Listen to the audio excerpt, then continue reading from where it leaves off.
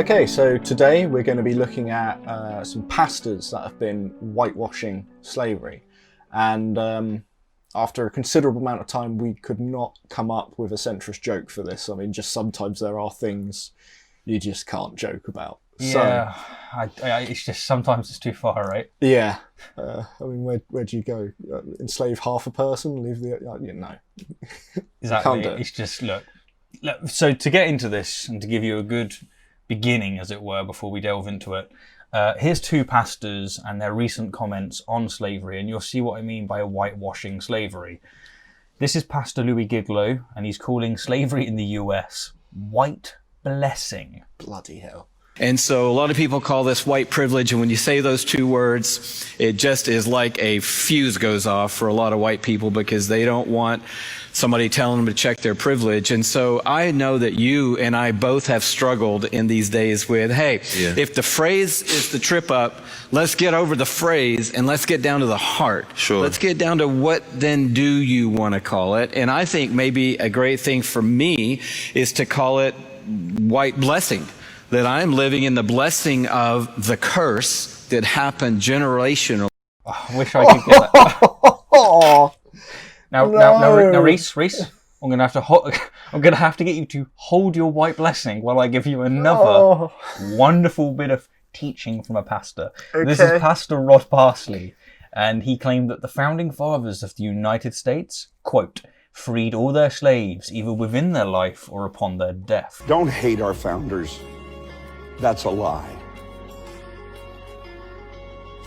Don't discard their legacy. Well, they had slaves. Every one of them freed their slaves either during their life or upon their death. So we know that's wrong. Yeah.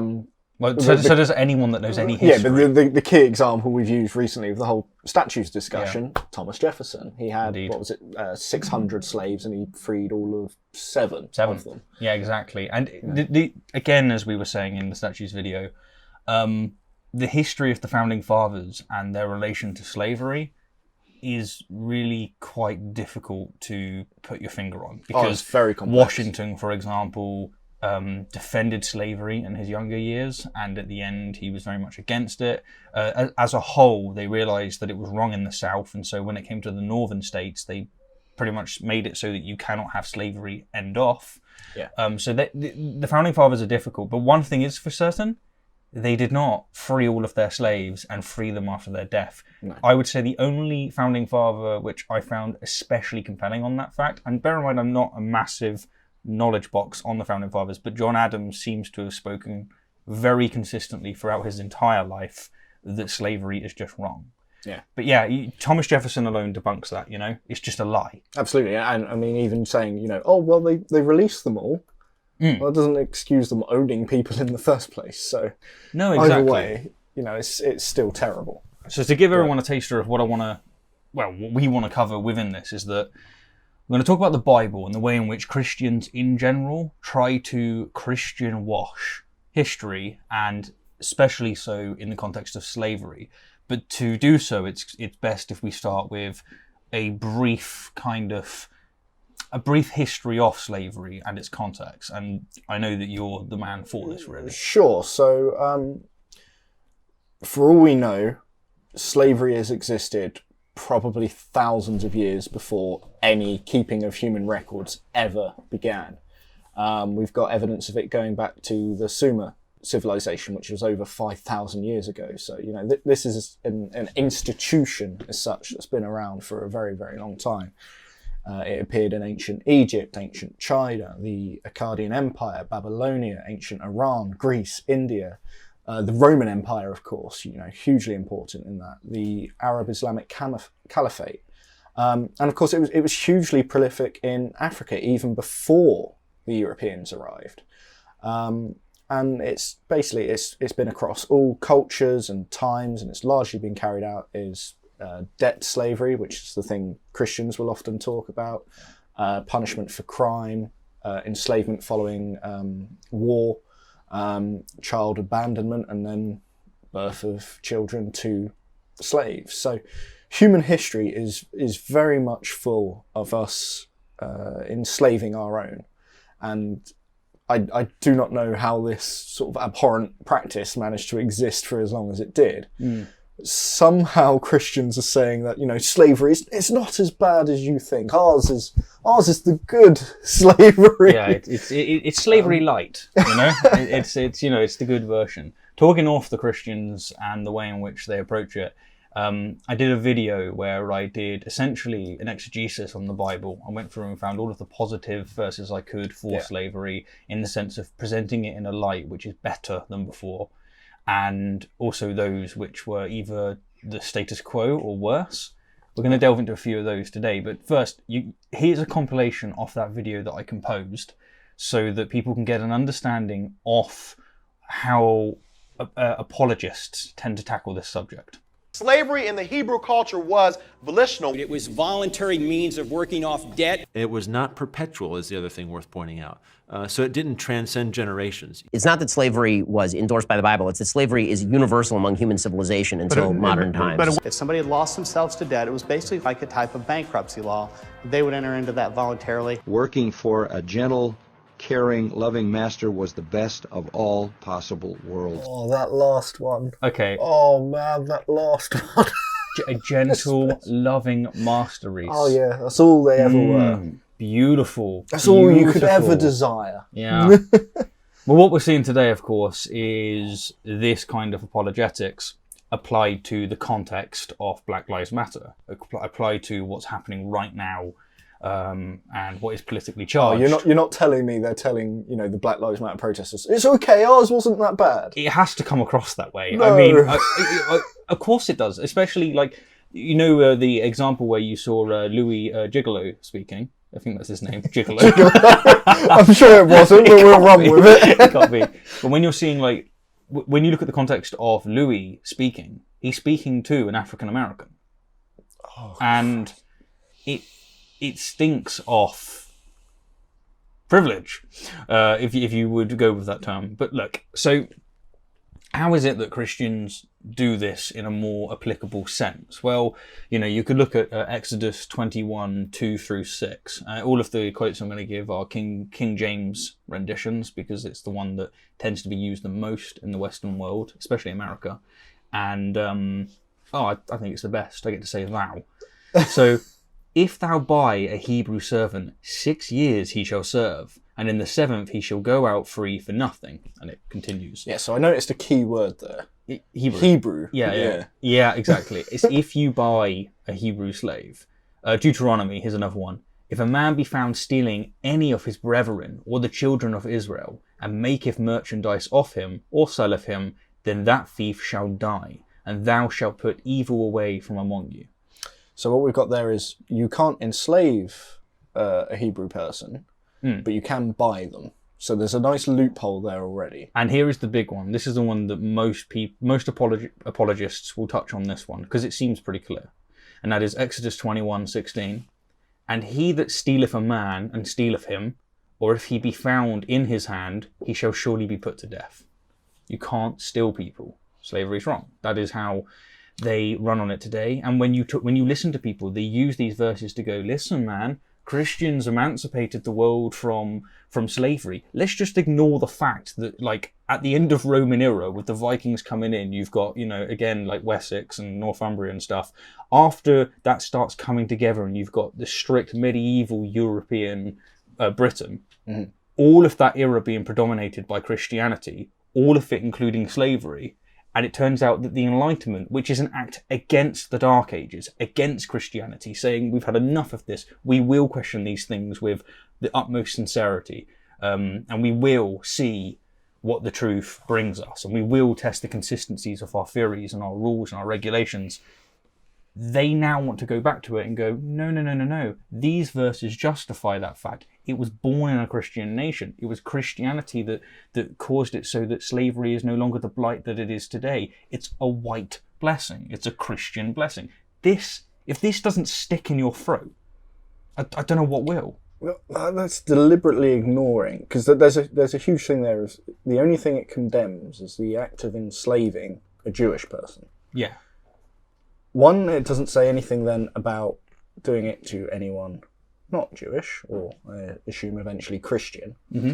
And two, is it even encourages the purchasing of, or it at least explicitly allows the purchasing of. So it's not even that they're against slavery, because they seem to be fine with it. It's a good point that you raised there, and a lot of, in my experience, Christians will look at that and go, look, Exodus is very clear. You cannot steal another man. End off. Yeah, but you can buy another. But they're not. Yeah, exactly. They're not seeing that the author of the universe has very obviously left loopholes.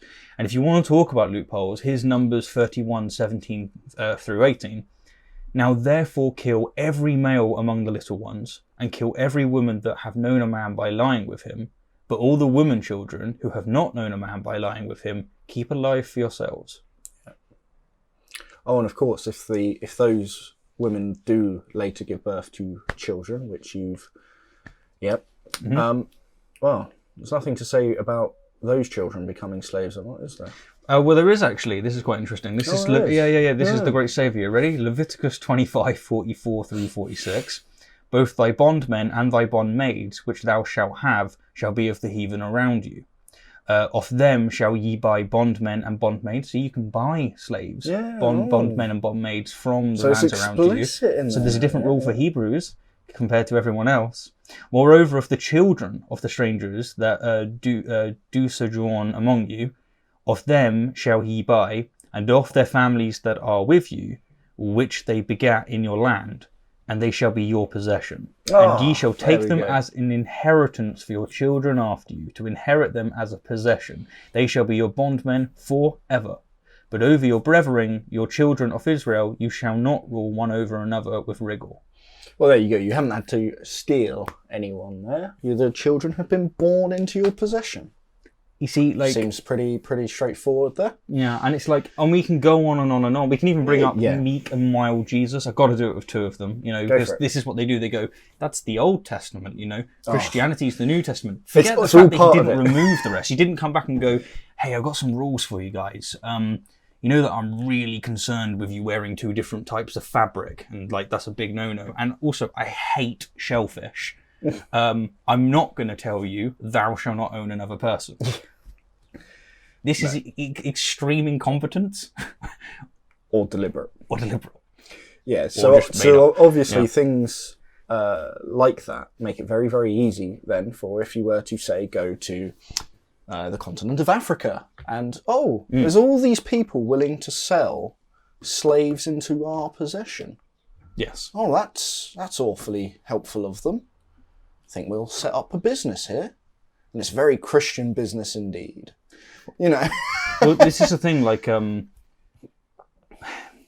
if you look at all the slaves that were bought, especially from Africa, through the transatlantic slave trade, you find that it's African warlords dominating each other, shackling each other, and then selling it to Christians. Yeah, like I say, there was already a huge market going on before the Europeans arrived. Of course. And then we were just able to justify it. Of course you can justify it, because the Bible has so many verses that justify getting slaves from the lands around you. Sam Harris put it best. He said, the problem with Christians that argue against slavery in the Bible is, while we morally are on their side, they are on the losing side of a theological battle. Yes. Like, it's far harder to justify no slavery when you have a book that is quite frankly saturated with slavery, and it's just not good enough to do this cafeteria Christianity where you go, hang on, love thy neighbour, that's what really matters. It's like, sorry, how much cognitive dissonance can you take? Because you're currently exhibiting more than I can actually function with. Yeah, I mean, love thy neighbour, but kill all the men and rape all the women. Yeah, and like... That's literally what... Numbers is very clear, right? Yeah. And then his, meek and mild Jesus. You got 1 Peter 2:18. Servants, be subject to your masters with all fear, not only the good and gentle, but also the froward. Okay, here's Ephesians 6:5. Servants, be obedient to them that are your masters according to the flesh, with fear and trembling, in singleness of your heart, as unto Christ. You see, do you need any more examples? You have the history, it goes on. This solid history throughout all of this. Any kind of integral look at history will go, you know what? Christianity has some good things, and I would argue quite a lot of bad, and we have to face the fact that slavery is one of them, and the way in which it's been. Now, you know, did the emancipation of slavery come from people that were predominantly Christian? Yes, but so did everything in the West at those times. So you can credit or discredit everything. The point is how was it justified? And it was very easy to justify slavery with the Bible because it's saturated. I mean, what was really tough about listening with that first one is he seemed to initially, recognize, the curse of slavery. So he's recognizing that it is a negative. But then, because that act of slavery across a lot of history produced a lot of wealth and got us to where we are today, he's decided that act was a blessing. Yeah, and it's like I find that part, knowing that where we are today has come from the backs of people that were, under the heel of someone who owned them. I find that to be a blight on history. So, yeah. I don't know how you can ever frame that in the context of a blessing. Well, you could. I'm always the glass is always full. Oh, I'm someone who tries to find the best in everything. But... And you can write history in this sense. Like, you could go, look, Holocaust was bad, but we could call it the Western. What's the word that he used? Western. He uses it as blessing. Yeah, you could call it the Western blessing. Or Holocaust blessing. The Holocaust blessing. Ooh. Why would you do this? Well, because, never again became a symbol, and we've, largely not been in world wars since. But, this feels gross coming out of my mouth, right? You have to be very sound deaf.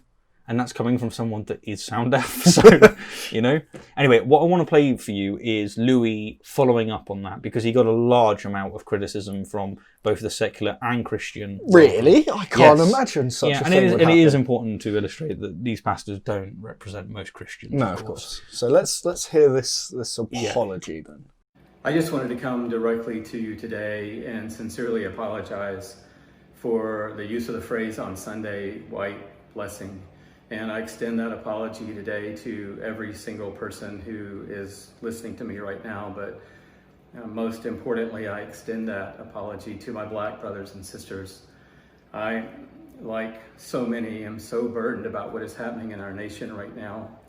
And I'm heartbroken about where we are as a nation. And one of the things that I'm most heartbroken about is trying to help myself continue to learn and to help my white brothers and sisters understand that white privilege is real. And in trying to get that sentiment across on Sunday, I used the phrase white blessing, for which I'm deeply sorry. Horrible choice of words. Does not reflect my heart at all. I don't, to be clear, believe there's any blessing in slavery. To the contrary, what I'm trying to understand and help people see is that my white brothers and sisters, we sit in large part where we are today because of the centuries of gross injustice done to our black brothers and sisters. So this is my heart. This is what I want to more fully understand, because I believe this will help us stay engaged in this conversation so that we can all move forward together. So thank you for just letting me open my heart to you today. So what you've seen there is what I would say is an earnest apology. Like, what he's trying to explain, and I think you can get it from the first video, is that he's trying to say white privilege carries a connotation where people get annoyed by it. Sure. But and to be honest with you, understandably so. I understand it, because, for example, I come from a very poor socioeconomic background in the UK. There is a lot of privilege I don't have that is afforded to other people. Even a Jamaican or black or whatever it is, they've just had opportunities that I don't, courtesy of my background being poor and theirs being better than mine. But the idea of white privilege is that I don't get pulled over by the police. Now, to be fair, I haven't seen in the UK, and I have black friends and stuff, I really haven't seen this issue like you have in the US. But the point that he's trying to raise is that white privilege has such a negative connotation to these communities of predominantly Christians that he was trying to phrase it in a different way. Now, whether or not you agree with the way in which he did it, white blessing, You know, whether or not you think there was a better way in which for him to navigate that. I personally can accept his apology on that one. I don't know about you, but I get it. I think I know what he was trying to do. I think he was trying to... I think he said it himself, isn't it? It's like, let's turn the phrase around if it's the words that are upsetting you. Yeah. I just think he made a huge mistake with the words he chose then. Sure. And if I, giving him all of the benefit of the doubt I can there. Yeah. He misspoke horrendously badly. I would agree with you there. I'd say it was a horrendous mistake, but honestly, I don't get the impression that he meant it in the way in which he expressed it. And so for me personally, and it would be interesting to hear what everyone else thinks, but for me personally, I'm willing to just go, okay. Sure, but I suppose that becomes especially tough to hear in the context of all these other apologists. Now, talking off the other apologist, here's Rod Parsley's apology. Oh. Well, friends, I want to say something from my heart to the entire black community. As a white man from the hills of eastern Kentucky, I can't possibly identify with the plight of people of color in our country. But what I can do is speak out. And I can also admit when I make a misstep, especially when it hurts or disappoints or confuses those that I love and I'm called to serve. So let me be unequivocally clear. Slavery is a blight on our nation and the world. It was and is an egregious, heinous, despicable sin that grieves my heart and the heart of God. I would never attempt to defend the indefensible atrocities inflicted upon people of color by our founders and generations after them. Our history is a tumultuous and very painful one, in particular for the black community. But I believe that together we can make history right now. And I believe that we should all stand hand in hand with black people against the evils of racism in our nation. And together we can win. I pray you hear and know my heart is never ever to hurt you. And it is always to unite in solidarity with you. After 46 years of gospel ministry, I don't always get it right. But what I can get right is to listen, to hear you. I see you, and I will continue to use my voice to stand alongside you, God being my help. So there is the apology from him. What do you make of that apology?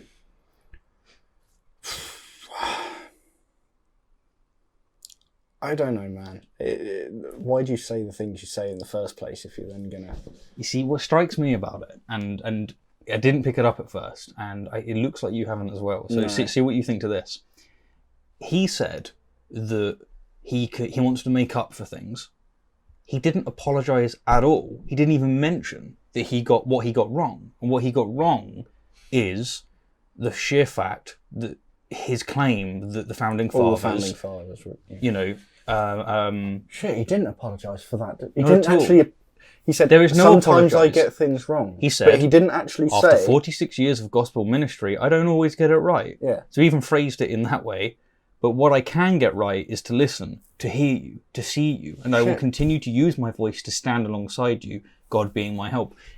At no point does he say, I'm sorry. He didn't hear, because there is no apology for that thing. You know when I made a mistake on the trans video? I apologised saying, I did not do my due diligence. I messed up. Here's where I messed up. Now, my apology could have been better, but still... There was a lot of good words in that fluffing it up. But the extent of his acknowledgement... Political. But the extent of his acknowledgement was, I don't always get it right. Yeah. Yeah, you're right. There was no actual apology in there.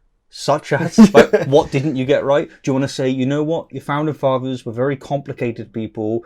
Their stances on slavery were very varied, and they changed during their lives, and they had the context of a society that was predicated on a largely feudal position, making it even harder to make the right choice when it's not the pragmatic choice, especially when you're trying to build a country from scratch. None of this. No. Zero. All it was, yeah, that sounded great, but when you reflect on it, nothing was said. Now, you're right. I didn't pick up on that. No, I didn't either. And it was just like, there's something not right. And then that's what it is. So, the first apology, I think, is earnest and fair play. The second apology isn't an apology. No. And the thing to add on top of this is you take either of those. Their positions on humans being created equal and deserving all of the same rights, and that slavery is wrong. It's a terrible thing, which of course you and I would say, because we're not someone that adheres to the Bible. They have to jar that and justify that in the face of so many verses in the Bible, which explicitly tell you that you can own people, how to own people, under what conditions. And it just, I hate this cafeteria Christianity. It is so intellectually infuriating for me. It's so dishonest. But at the same time, I'd prefer to have as a neighbour someone that can have that kind of cafeteria Christianity going on than someone that takes it literally. Yeah, I would certainly find someone. Well, you might respect someone who adheres more closely to it for, dedicating to it. They're going to be an absolute prick. Definitely. Whereas someone who picks and chooses the things they think are good, you're more likely to be able to have, a friendly relationship with. So yeah. I mean, I guess to wrap up, I would say one of the things that's coming out of the situation at the moment where we're trying to be more conscious of our history, to take a good look at the statues, to take a good look at the environment as a whole, is to do so honestly. Yeah, trying to cover it over while we're wanting as a society to take a closer look at things and really look at where our values were and where we've come to. Burying that is just not going to help anyone. Yeah. I mean, there's some amazing quotes out there, of course, on history, and that is that it's not ours to rewrite. It's ours to learn from, so that we don't make the same mistakes, so that we learn from, as they say those that ignore history are doomed to repeat it. Let's not ignore what we've done in the past. Let's not ignore some of the privilege that we have today, or some of the blessing that we have today. It doesn't come out right, does it? No, just... Yeah. Oh. Nah, can't even go there. I don't know how he got there. Well, I don't know how to end it, so no. I'm not sure there was an awful lot of nuance in this particular episode. It was just ragging on these sort of terrible ideas. Yeah. But I suppose we just want to call the shit out when we see it sometimes. Sometimes you got to do the Lord's work. You got to do Lord's work for the Lord. So you can't bloody do it yourself. Because he ain't doing it. So yeah, well, thank you very much, guys. Please remember to subscribe, all the rest of the other stuff. We never say that, by the way. We never tell them to subscribe. No, we'll do it on the subject of slavery. Subscribe. Subscribe. No, what I like is that they've been watching, and I love the idea that they've watched a couple of episodes and they went, how do I get it so I can see more episodes? I couldn't possibly do it. If only there was a subscribe. If only they told me. If only there was a button at the bottom of the screen you could press. Yeah. So yes, if only there was a bell. There was a bell so I could get notified every time they release. Yeah. That would be yeah, all right. You get the point. You get the point. Do that, yeah, and we'll have more content soon. Yeah. Bless us. Oh, God.